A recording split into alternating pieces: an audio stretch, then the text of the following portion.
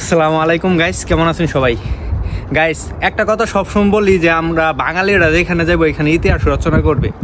এখন যে অবস্থা মনে করেন যে মানুষে জীবন বাঁচানোর জন্য আর কি পলায় বেড়াইতেছে, কই সেফট জায়গা মতো থাকা যায়।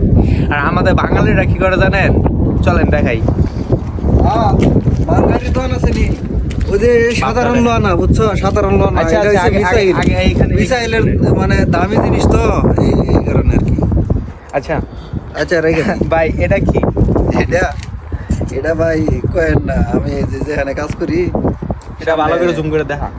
মিসাইল পড়ছে তো যে কুর্দিরা, এই যে এই দেশের যে লোকজন পলাইতেছে, আমি দেখার জন্য বাইরেছি দিয়ে এটি পড়ছি। তা আমি ঢুকে নিলাম যে কিছু বিক্রি করুন যা নাকি, ওনা খবর লাগাইলাম বাঙালি দোকান আছে চিনি। আপনি যে এই যে রিস্ক নিয়ে যে বাহিরে আসছেন, ওরা সবাই পালাইতে, আপনি কিভাবে গেলেন? আমরা বাঙালিরা শুরু থেকে যে আওয়ামী লীগ বিএনপি মারামারি করতে করতে গোলাগুলি করতে করতে অনেক দিকে আমার ভয় করে চিনি। সবাই ভয় পাইছে, ডরাইছে, আর আমি নিয়ে আসছি। ভাই, গুলি আর মিসাইল কি এক? আমার কাছে সবই এক, মৃত্যুর কাছে আমরা তো না পেতে দিই। এখন মনে করেন টাকার চাইতে কি আপনার জীবনের মূল্য এতটাই কম? হ্যাঁ? না, জীবনে মূল্য না, আমার কাছে এটি খেলনা পুতুল হয়ে গেছে। মিসাইল কোন আর যেটাই কোন পারমাণবিক বোমা কোন, কারণ আমরা মরণ্ড ভয় পাই না, এটাই হচ্ছে সমস্যা। গাইস, আমি আর কিছু বলবো না।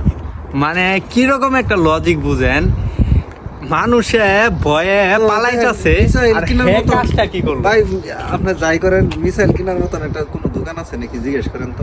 ধর্মিয়া আমার এটি বিক্রি করে এলাম। ফাউল নিয়ে সামনে বিয়া ভাই, ভাই একটা দে। সামনে বিয়া আছে।